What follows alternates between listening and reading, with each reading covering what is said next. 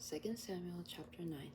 Then David inquired, "Is there anyone still left from the house of Shaul, so that I may show him kindness for Jonathan's sake?" Now there was a servant from Shaul's house whose name was Ziba. So they summoned him to David. The king asked him, "Are you Ziba?" "Your servant," he said. The king asked him, "Is there still anyone from the house of Shaul to whom I may show the kindness of God?" "There is still a son of Jonathan," Ziba said to the king, "with crippled legs." "Where is he?" the king said to him. Ziba said to the king, "He's there in the house of Machir, son of Ammiel, in Lo Debar." So King David sent word and brought him from the house of Machir, son of Ammiel, from Lo Debar. Then Mephibosheth, son of Jonathan, son of Shaul, came to David, fell on his face, and prostrated himself. "Mephibosheth," David said. "Behold your servant," he answered. "Don't be afraid," David said to him, "for I will surely show you kindness for the sake of your father Jonathan. I will restore to you all the land of your grandfather Shaul, and you will always eat bread at my table." Then he bowed down and said, "What is your servant that you should turn to look at such a dead dog like me?" Then the king summoned Ziba, Shaul's servant, and said to him, "All that belonged to Shaul and to all his household I have given to your master's son. So you and your sons and your servants will till the land for him, and you will bring in the yield so that your master's son may have food to eat. But Mephibosheth, your master's son, will always eat bread at my table." Now Ziba had 15 sons and 20 servants. Then Ziba said to the king, "According to all that my lord the king commands his servant, so will your servant do." Thus Mephibosheth used to eat at the table just like one of the king's sons. Mephibosheth had a young son whose name was Micah. All the members of Ziba's household were servants to Mephibosheth. But Mephibosheth lived in Jerusalem, for he ate at the king's table regularly, though he was crippled in both his legs. Chapter 10. It came about after this that the king of the children of Ammon died, and his son Hanun reigned in his place. Then David thought, "Let me show kindness to Hunan, son of Nahash, just as his father showed kindness to me."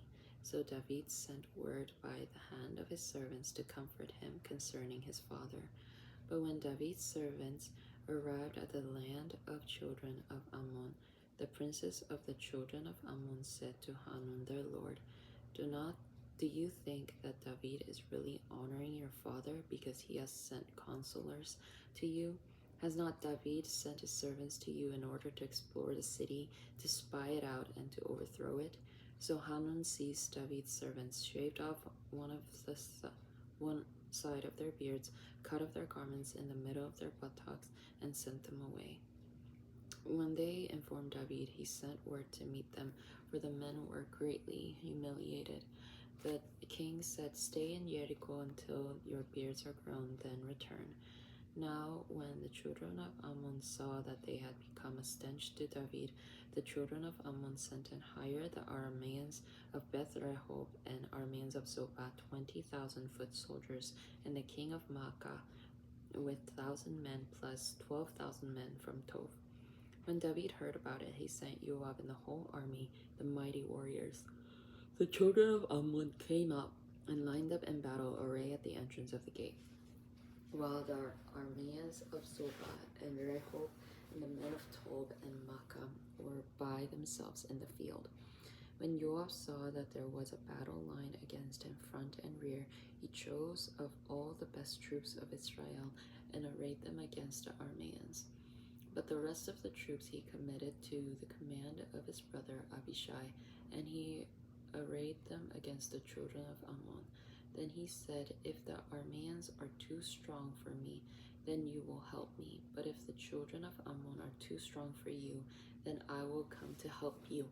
Chazak, and let us take courage for the sake of our people and for the cities of our God, and may Adonai do what is good in his eyes." So Joab and the troops with him advanced to battle against the Arameans, and they fled before him. When the children of Ammon saw that the Arameans had fled, they likewise fled before Abishai and withdrew into the city. Then Joab returned from assaulting the children of Ammon and went to Jerusalem. When the Arameans saw that they had been defeated by Israel, they regrouped. Hadadezer sent word and brought out the Arameans from across the river, and they came to Helam, with Hadadezer's army commander Shobach before them. When David was told, he gathered all Israel together, crossed the Jordan, and went to Helam. The Arameans arrayed their lines against David and fought him, but the Arameans fled before Israel. David killed 700 charioteers of the Arameans and 40,000 horsemen, and struck down Shobach, the commander of their army, so he died there. When the vassal kings of Hadadezer saw that they had been defeated by Israel, they made peace with Israel and became servants to them. Then the Arameans were afraid to help the children of Ammon anymore. Chapter 11. Now it came to pass at the turn of the year, at the time when kings go out to battle, that David sent Joab and his officials with him and all Israel, and they destroyed the children of Ammon and besieged Rabbah. But David stayed in Jerusalem. One evening David rose from his bed and strolled on the roof of the royal palace. Then from the roof he saw a woman washing, a very beautiful woman.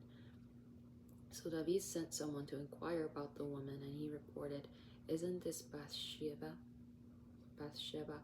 daughter of Eliam, the wife of Uriah the Hittite?" Then David sent messengers and took her when she came to him, and he lay with her. She had purified herself from her uncleanliness. Then she returned to her house. The woman conceived and sent word to David, saying, "I'm pregnant." So David sent a message to Joab, "Send me Uriah the Hittite." So Joab sent Uriah to David. When Uriah came to him, David asked him how Joab was, how the troops fared, and how the war was going. Then David said to Uriah, "Go down to your house and wash your feet." When Uriah left the royal palace, a present from the king followed him. But Uriah slept at the door of the royal palace with all his master's servants and did not go down to his house. When they informed David, saying, "Uriah did not go down to his house," David said to Uriah, "Haven't you come from a journey? Why didn't you go down to your house?" But Uriah answered David, "The ark and Israel and Judah are staying in tents, and my lord Joab and the officers of my lord are camping in the open field. Should I then go to my house to eat and drink and lie with my wife? As you live and as your soul lives, I will not do this thing." Then David said to Uriah, "Stay here today also, and tomorrow I will send you off." So Uriah stayed in Jerusalem that day. The next day David called him, and he ate and drank before him, and he made him drunk. But in the evening he went out to lie on his bed with his master's servants, but did not go down to his house. So in the morning David wrote a letter to Joab and sent it by Uriah's hand. In the letter he wrote, "Put Uriah in the forefront of the hottest battle and withdraw from him so that he may be struck down and die." So it came to pass when Joab was besieging the city that he assigned Uriah to the place where he knew that valiant men were. Then the men of the city came out and attacked Joab, and some of the troops of David's officers fell, and Uriah the Hittite also died.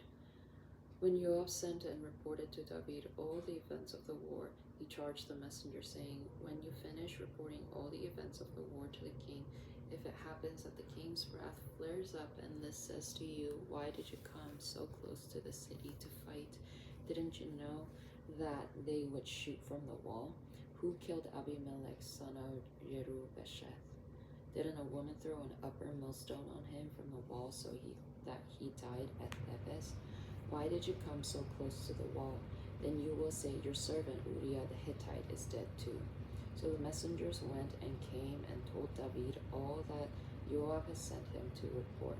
The messenger said to David, The men prevailed against us and came out against us in the open field, but we drove them back as far as the entrance of the gate. Then the archers shot at your troops from the wall, and some of the king's officers fell dead, and your servant Uriah the Hittite died too. Then David said to the messenger, Thus you shall say to Joab, Don't let this matter upset you, for the sword devours one as well as another. Press your attack against the city and overthrow it. So tell them, Chazak. Now when the wife of Uriah heard that her husband Uriah had died, she mourned over her husband. When the time of mourning was over, David sent someone who brought her to his palace. So she became his wife and bore him a son. But the thing David had done was evil in Adonai's eyes. Chapter 12. Then Adonai sent Nathan to David. When he came to him, he said to him, There were 2 men in the same city. One was rich and the other poor. The rich man had an exceedingly huge flock and herd, but the poor man had nothing at all except one little ewe lamb, which he had bought and nourished, and it grew up together with him and his children. It ate from his own morsel and drank from his own cup and nestled in his bosom, and it was to him like a daughter. Now a traveler came to the rich man, but he was unwilling to take one from his own flock or herd to prepare a meal for the wayfarer who had come to him. Rather, he took the poor man's lamb and prepared it for the man that had come to him. Then David's anger blazed hot against the man, and he said to Nathan, As Adonai lives, the man that did this deserves to die, so he must make restitution for the lamb fourfold, because he did such a thing and showed no pity. Then Nathan said to David, You are the man. Thus says Adonai, God of Israel, It is I who anointed you king over Israel, and it is I who delivered you from the hand of Shaul. I also gave you your master's house and your master's wives into your bosom, and I gave you the house of Israel and of Judah. Now if that were too little, then I would have added to you so much more. Why then have you despised the word of Adonai by doing such evil in my eyes? Uriah the Hittite you have struck down with the sword, and his wife you have taken to be your wife, and him you have slain with the sword of the children of Ammon. So now the sword will never depart from your house, because you have despised me and have taken the wife of Uriah the Hittite to be your wife. Thus says Adonai, Behold, I am going to raise up evil against you from your own household, and I will take your wives before your eyes and give them to your neighbor, and he will die with your wives in the sight of their son. Indeed, you have done it secretly, but I will do this thing before all Israel under the sun. Then David said to Nathan, I have sinned against Adonai. Nathan replied to David, Adonai also has made your sin pass away. You will not die. However, because by this deed you have made the enemies of Adonai greatly blasphemy, so even the child born to you will surely die. Then Nathan went to his house. Then Adonai struck the child that Uriah's wife bore to David, and he became very sick. David therefore sought God for the child, and David fasted and went in and lay all night on the floor. The elders of his household stood beside him in order to get him up from the floor, but he was unwilling and would not eat food with them. Then it came to pass on the 7th day that the child died. But David's servants were afraid to tell him that the child was dead, for they thought, Behold, while the child was still alive, we spoke to him, and he didn't listen to our voice. So how can we tell him that the child is dead? He might do something terrible. But when David saw that his servants were whispering together, David perceived that the child was dead. So David asked his servants, Is the child dead? He is dead, they said. Then David got up from the floor, washed and anointed himself, and changed his clothes. Then he went to the house of Adonai and worshipped. Then he came back to his own palace. He asked for food. So they set food before him, and he ate. His servants asked him, What is this thing you have done? You fasted and wept while the child was still alive, But as soon as the child died, you got up and ate food." He replied, "While the child was yet alive, I fasted and wept, for I thought, 'Who knows? Adonai might be gracious to me and let the child live. But now that he has died, why should I fast? Can I bring him back again? It is I who will be going to him, but he will never return to me." Then David comforted his wife Bathsheba. He went to her and lay with her, and she bore a son called his name Solomon. Adonai loved him, and he sent word by the hand of the prophet Nathan. So he called his name Jedediah for Adonai's sake, meaning beloved of the Lord. Now Joab attacked Rabbah of the children of Ammon and captured the royal city. So Joab sent messengers to David and said, "I have attacked Rabbah and captured the city's water supply.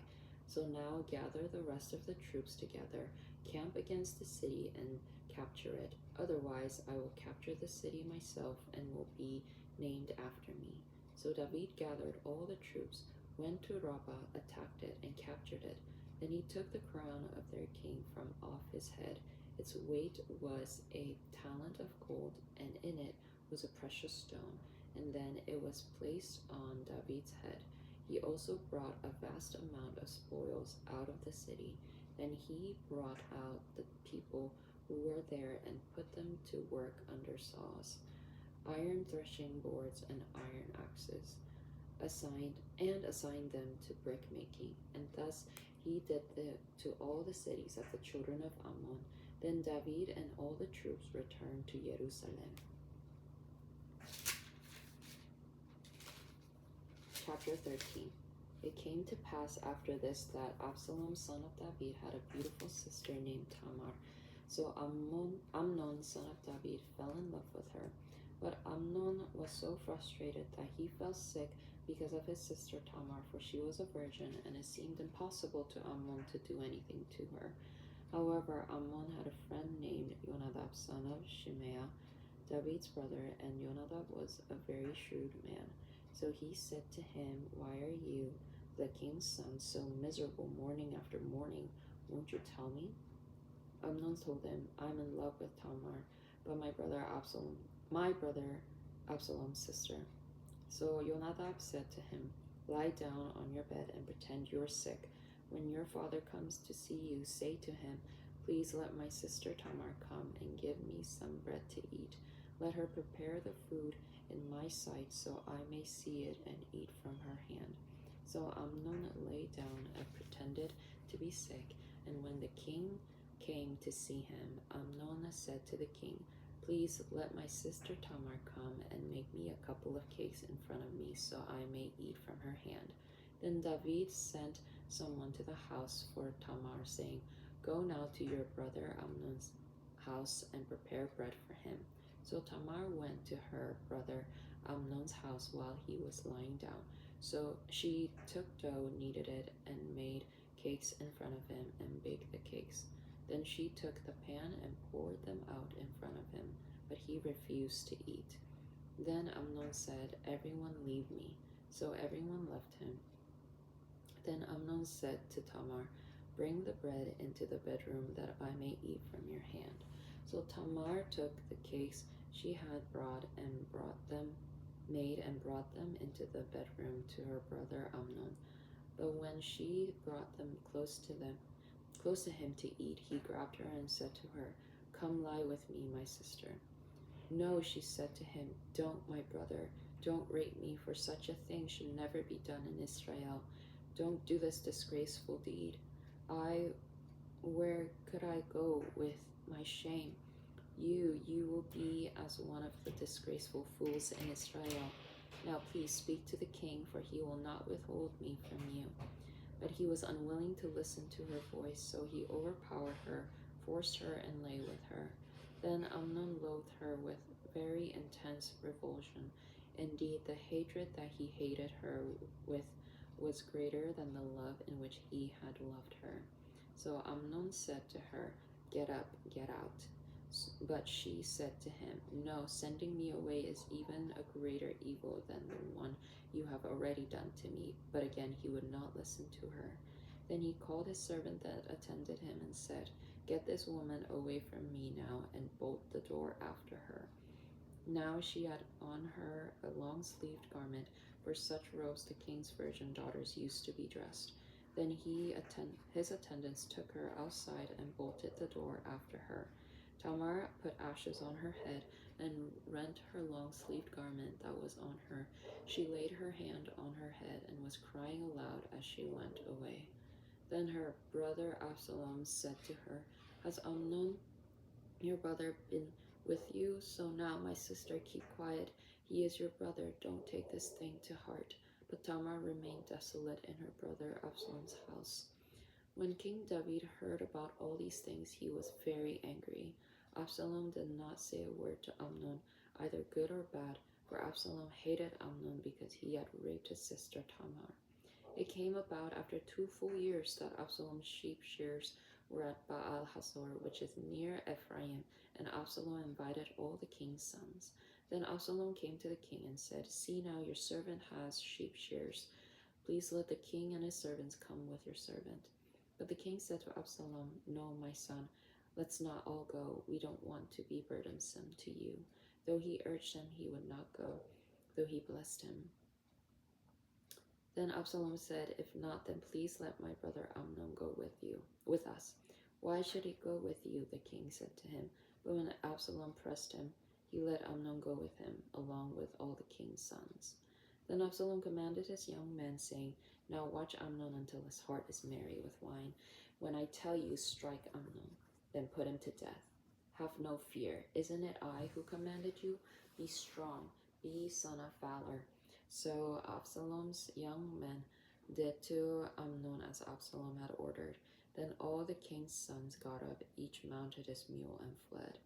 While they were on the way, a report came to David saying, "Absalom has killed all the king's sons, and not one of them is left." Then the king stood up, rent his clothes, and lay on the ground, and all his courtiers were standing by with their clothes rent. But Jonadab, son of David's brother Shimea, said in response, "My lord must not think that they have killed all the young men, the king's sons, for only Amnon has died. For from Absalom's mouth this has been determined since the day he raped his sister Tamar. Now therefore, my lord the king must not take the report to his heart, thinking that all the king's sons are dead, for only Amnon is dead." Meanwhile Absalom had fled. When the young watchman lifted up his eyes and looked, behold, there were many people coming down the road behind him on the hillside. Then Jonadab said to the king, "The king's sons have just arrived. It's just as your servant has said." As soon as he finished speaking, behold, the king's sons arrived. They lifted up their voices and wept, and also the king and all his courtiers wept very bitterly. But Absalom fled and went to Talmai, son of Ammihud, king of Geshur. David mourned for his son every day.